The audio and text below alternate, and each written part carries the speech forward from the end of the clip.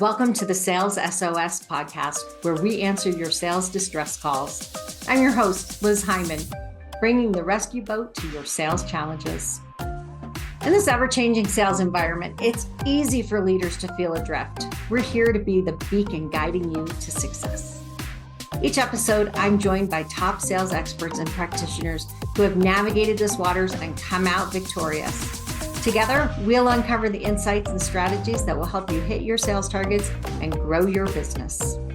So if you're ready to turn your sales distress into sales success, you're in the right place. Let's dive into today's topic. Hello and welcome to the Sales SOS Podcast. I'm Liz Hyman, and today we're going to be talking about understanding your target market. I have Bryn Tillman, Daryl Prell, Mike Simmons, and John Way. Welcome the crew of the Sales SOS Podcast who are going to help solve your sales nightmares. All right, everybody, let's start and talking about this idea of target market. I know the one thing that we all agree on, I hope we all agree on by this point, is everybody is not my target market, right? If you sell to everybody, you sell to nobody. So hopefully we're all in agreement on that. Everybody's nodding their head. So what does it mean when we start talking about our target market? What are we talking about here? Why do we need to define a target market? And what is it? And once we talk about that, I want to kind of dig down a little deeper into some of the concepts around a target market. So Daryl, do you want to start today? What is a target market? Since you this is what you do. It is what I do. And I can't not tell you how many times I've had this conversation, both with fellow executives, CEOs, especially board members, investors. It's the most confusing thing going because people confuse where they think they should go or where they want to go versus where they should go. So your target market really that's the market who is most going to want your solution based on your feature set, based on your pain point that you solve, based on your price point, where you're going to have, shall we say, the highest probability of winning, which similarly also means ideally the least competition because you can box them out based on price or features or whatever else. That's your target market. That's where you want to stop. If you try to boil the ocean, go after everybody, you will spend 90% of your time following up on leads and prospects that will never, ever buy from you. So the definition and the importance of the target market is that it's the highest chance of winning and being successful for you in closing a sale while optimizing your time investment to generate that pipeline. How did I do, guys? Good, bad, otherwise? Yeah, but Daryl, everybody could buy from me. Seriously, I sell something that absolutely everyone could buy. So why would I narrow that target? Why wouldn't I just sell to everybody? Okay, so do you want to sell to everybody knowing that you might get 1 in 100 deals in an enterprise play, even though you've got entry-level features? Or do you just want to get, massive volume and actually hit your target, your sales quota, and go to President's Club? Sure, you could sell to everybody, but where are you going to get the maximum return for your time? Where are you going to make the most money? Where are you going to have the shortest sales cycle? Where are you going to be the most predictable so that when you submit your pipeline, your forecast report, you actually have a reasonable, incredible chance of hitting it? That's the issue. Yeah, sure, you can try to sell to everybody, but should you? So part of this is prioritizing and part of it is allocating resources, right? And I often say, unless you're Coca-Cola, you're not selling to everybody and you don't have the pocketbook to do it. And by the way, I don't buy Coca-Cola. So you're still not selling to me, right? So what else, you guys, do we need to know about target market? What else is important about this concept? Go ahead, Bryn. So one of the things we talk about, especially if you've already got an existing business, is take inventory of your clients. Look at where is your most profitable? What clients are you working with that you enjoy? I mean, that's a big thing, right? What is the industry that you happen to serve the best? Where are your best success stories? So I saw Mike smiling when I was giving an answer. So I want to see what's on his mind. You do not want to see what's on my mind. And I just like smiling at you, Daryl. So there you go. So that we've hit two things. Daryl is not my target market. I threw a drawing up over my left shoulder.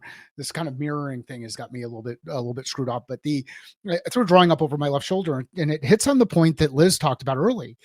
Let's not try to boil the ocean.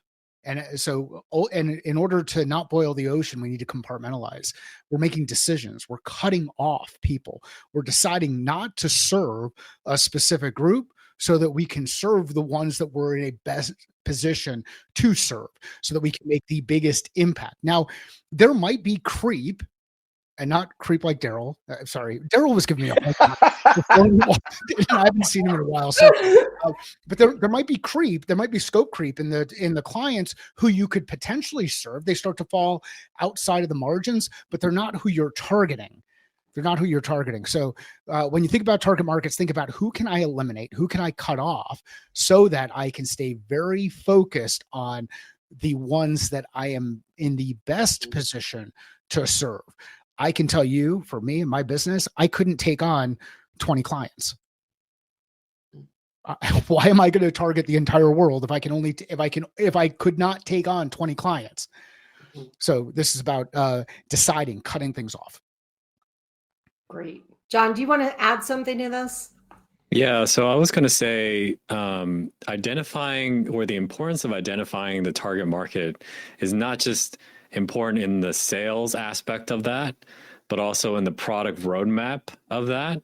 Because your customer is going to be, certain customers are going to say, hey, I want this feature. Certain customers are going to say, I don't want that feature. And if you don't know who your target market is, you're not going to know how to prioritize that. So as a product owner, that's going to be really important to be able to figure that out. And the second thing is not just from a product perspective, but also from a value perspective.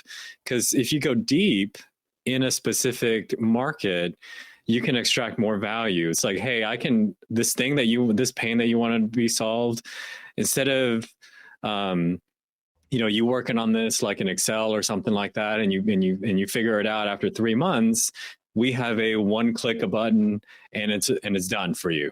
Right. And now you can extract a lot more value out of that sale, as opposed to trying to be all things to everybody. And you're a Swiss Army knife, and you're one of those platforms, especially in software, where they buy it and then they have to build their solution, right? That nobody wants that. So yeah. I think having a really strong-minded, customer-focused, know exactly who you're going after, that will really help you do some of those things. Okay, what I want to say is, so obviously this is the Sales SOS podcast. One of the things where sales especially gets tripped up on, in fact, every department gets tripped up on, is viewing the answer to a question like, what is your target market, from only your point of view. I love what we just had, two different points brought up. One was, hey, how profitable is the customer? Most sales reps don't care about that. They just want to close the deal, right? But a CFO, a COO, a CEO, a CRO, an investor, they care about that, all right? Where a product manager or a product marketer, what's the product roadmap? That's my target market. I need to know those features because I need to serve those features. Where again, a lot of sales reps are like, oh, I can't win this deal because I don't have this feature, and they stop. Whereas if I don't have this feature, I need to funnel that information back. Just like if I were talking to somebody in success or support, they're going to look at my target market is the one that churns the least. All right. So when we talk about target market, it's really important you understand not just what you in sales views your target market, because like Mike said, it helps you maximize your productivity, optimize the ROI you generate in your revenue and your commissions. But also you have to understand it from a corporate citizen point of view, that everybody's got a stake in the game and they're going to view it a little bit different. And if you only bring your point of view to the table, you will alienate yourself. Whereas if you're a team player, next time you need a new feature to close a deal you're waiting on, product marketing is more likely to help you out with that, or product managers more likely to help you out with that, because you were supportive of them when they wanted certain things that you had no interest in. So target market means different things to different people within the organization. Just be aware of that. That's all I'm saying. Oh, I think that's super important. Go ahead, Mike. If I could just add, there is an awesome video on Instagram that is now going to show up in everybody's Instagram feed because everything's always listening. But it is these two dogs. And I forget what kind of dogs. It might be German Shepherds. But anyway, they're one goes through the dog door. The thing that follows that dog in through the dog door is not a dog. It's a deer. little baby Oh, I've deer seen it. follows through, and then the other dog follows through. So the two dogs brought in this not part of the ideal customer profile into the house, leveraging a product in a way that was not intended. And I think that story will resonate for folks who have ever been working with an advisor or has someone on the board suggest that they start working with this customer because it's a new enterprise customer and they can do amazing things and really help catapult your business forward. And ultimately what you end up doing is building in the wrong direction. Like John was talking about, you build for something that is not your ideal, and it can be a giant distraction. And now I want to know if everybody ends up getting that same Instagram video in their I will let you know. But you're absolutely right. And when I work with founders and they are talking, you show me their wall that looks like what's behind Mike, right? And it has all of the things that people have asked for that they need to do. And then it's like, well, stop, wait. Who do you really want to sell to? And this is where your ideal customer versus your target market starts to come in, right? So if I'm trying to sell to everybody and everybody's buying for me and everybody's asking for different things with my product, then I have this enormous list. If I start going, who's my target market? Like, who am I going after? What's the demographic of the kinds of companies that I'm going after? Then I can start to narrow down which of those things are most important. When I take it a step further and I start talking about, but who's my ideal customer? Like, okay, if they're this kind of company and they're this size and they're in this geography and they use this technology, use all these demographics, and I say, this is my target market. And then I go, but truly, my ideal customer are ones that don't have a lot of turnover, because then they learn to use my product better and I don't have to keep doing all these things to make it easier. There are people who value some of the same things that I do. That might be things like they have cash flow. It might be things like, they can actually pay their bills, but there might be these other things. It might be companies who are at a certain point in their growth. They're adding something. They're tackling a new market. Something's happening in their environment that makes it the right time for them to use this product. Now, when I start working on selling to them, when I start working on messaging, when I start working on how do I make this product fit, now I am working in the arena of those people that Daryl said are most likely to buy from me, will probably have the shortest sales cycle, will most likely buy from me again and refer me, and they'll be easy to work with because there's a really good fit between my product, their product, and they'll be profitable, right? Woohoo! That's what we want. Go ahead, Bren. So if you guys remember the book, I think it's from the 90s, Raving Fans by Ken Blanchard. A quote, I think I'm going to get it because I used to quote it all the time in my training. So I'll see how close I get. It's not enough to simply satisfy your customers. You must create raving fans, customers who are so excited about the way you treat them that they want to tell everyone about you. You do this by choosing what you want to be known for, making sure that all of your actions reinforce that message. Yeah. So choosing what you want to be known for. I got close anyway. You're really close. Choosing what you want to be known for is part of who you want to know you for it. Right. So I think that in creating those raving fans, right? If you're taking every suggestion from everyone and you're rolling out new features and functions for everyone, you're never going to create that subset of raving fans because they haven't been a priority. I also think that you have the ability to charge more. So I was working with a client and they were going to conferences, and their conference was full of a lot of people who were not their ideal customer. So they had a very complex platform that enabled companies who worked in many countries across many cultures and many languages to manage content, very briefly. But they were at conferences where most of the people were not international Fortune 500 companies. So they kept saying, well, we don't want to pay that much. We can get an equivalent product for less money.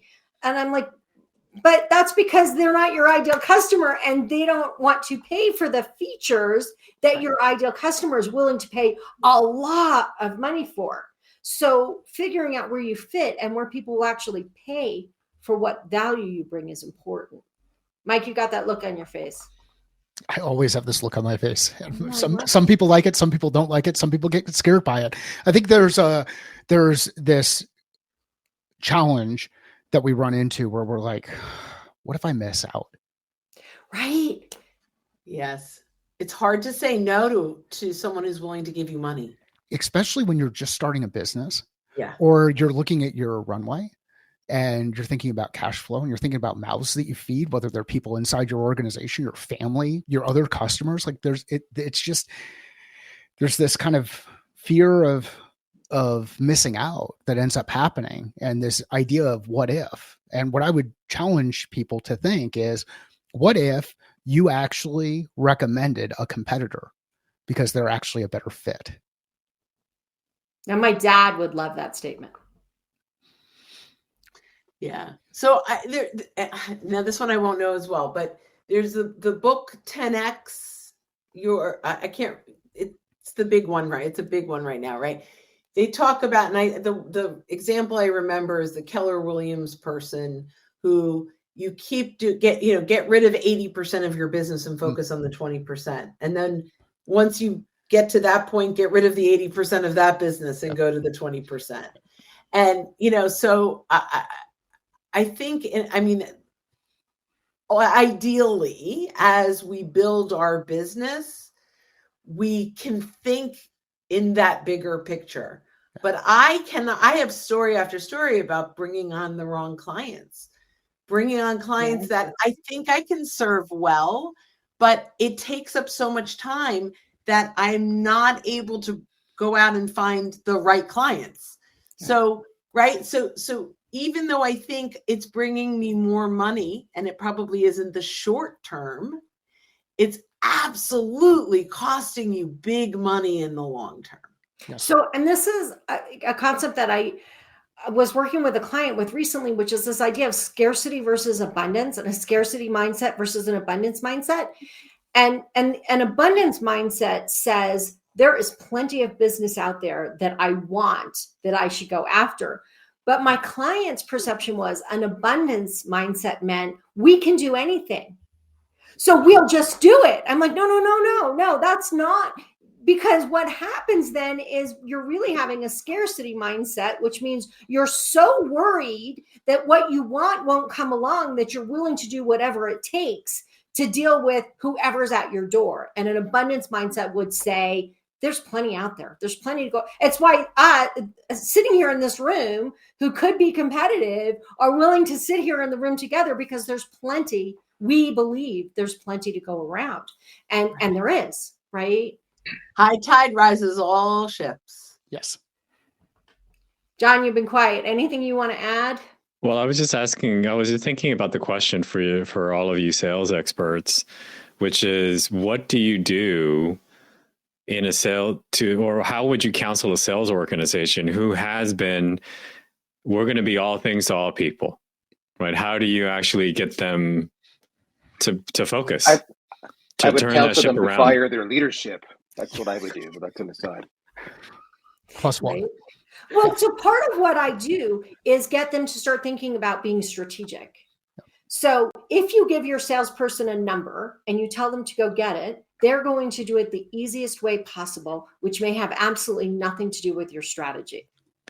So if you have a strategy and you're really clear about who your ideal customer is, where you want repeat business, which of your products you want to sell more of, what kind of price you want, you're really strategic about it. Now you can begin to build lists and categories and priorities for your salespeople to follow. But if your senior leadership is, and we want to sell all things to all people, it's impossible to prioritize. So your salespeople are going to go, I have to hit this number. I'm going to do it the easiest way possible.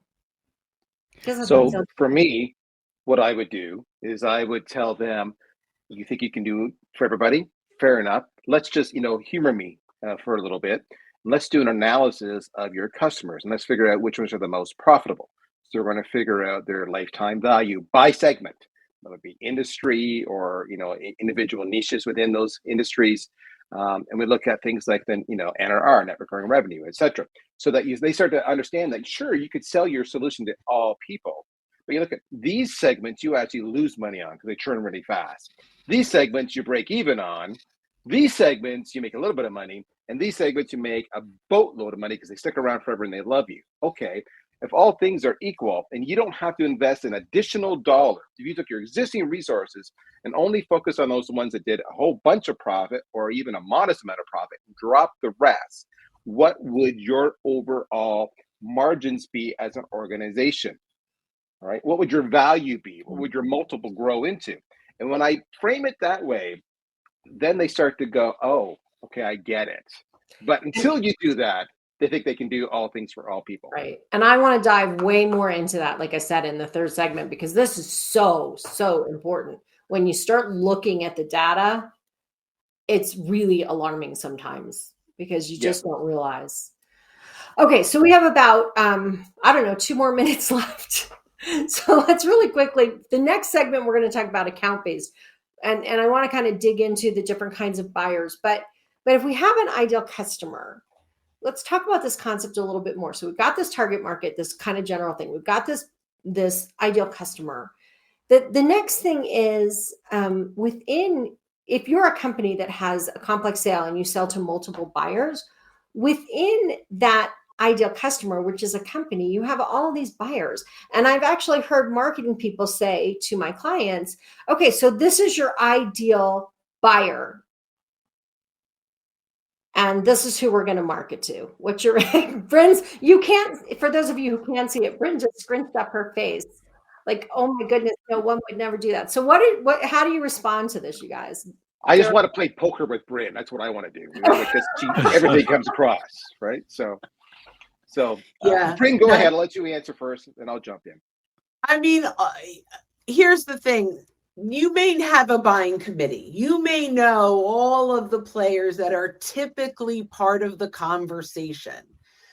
But if you solely focus on, this is my typical where I start my conversation, you're going to miss out on a ton of opportunities because you don't always know where that conversation is starting.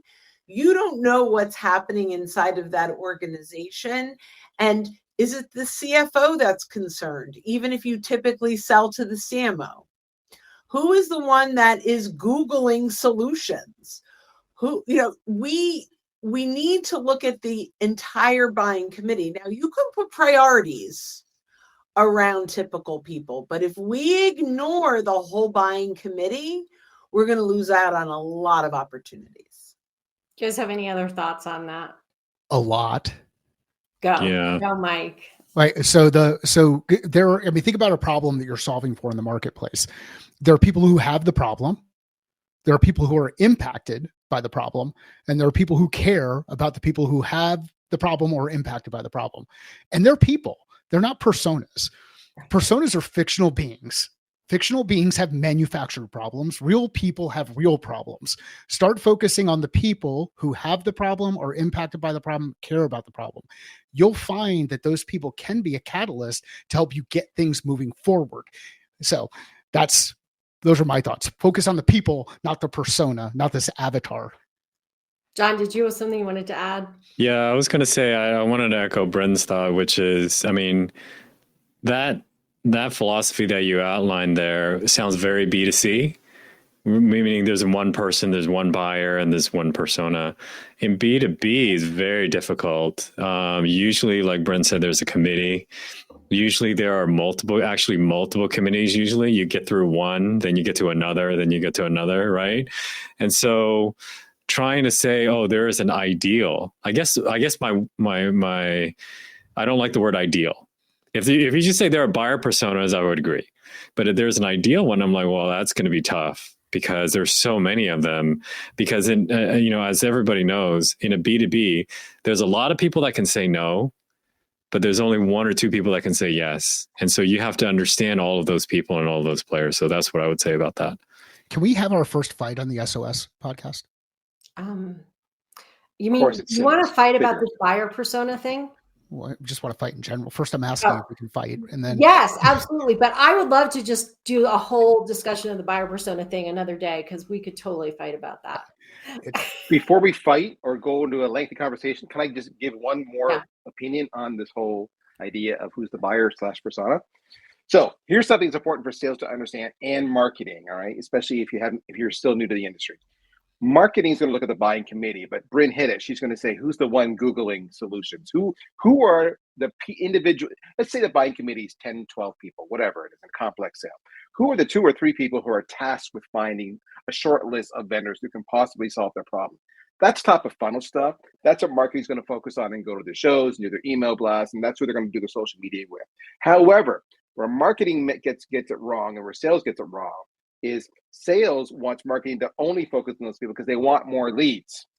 Marketing forgets about everybody else often to their detriment. In the end of the day, marketing is measured by the actual revenue they bring in, but they're handcuffed by the fact that sales has to do the final conversion. So how does marketing make this work for them? They understand who the personas they focus on at top of funnel to get the leads in. Then they understand the personas they want to focus on making content or otherwise in middle of funnel or bottom of funnel to move it through the decision-making process to help their sales counterparts overcome objections and establish themselves with leadership. So marketing's got to focus on the big picture, but at the right stage. Sales has got to understand that marketing's focused on more than just top of funnel. Okay, I'll shut up. Perfect. And you have just led me to our next segment. So I'm going to wrap this one up. And I want to just say really briefly that when you are marketing to a specific persona, and that is the person that comes onto the website and does the searching, they're the ones that I left Renee out. Hang on a second. So those are the people that are doing the searching, but as John said, they're not necessarily the people that can say yes. And so I want to take us to our next conversation, which is talking about account-based marketing, which is if you land sales in the land of what we would call at Miller Heiman, the technical buyer, you've left them in no man's land. So let's wrap this conversation up with that, and let's start the next one, and let's talk about account-based. We'll see you on the other side. And that's a wrap of this episode of the Sales SOS Podcast. A huge thank you to our experts for throwing us a lifeline with their insights. We hope today's episode has equipped you to navigate the sales seas with confidence. Never miss an episode. Subscribe to the Sales SOS Podcast on your favorite platform. If you have questions, comments, or topics you'd like us to explore, join us live on LinkedIn every second Friday, or share your questions on YouTube or LinkedIn. Until next time, keep sailing towards those sales goals. I'm Liz Hyman, your captain here at the Sales SOS Podcast, saying smooth sailing and successful selling.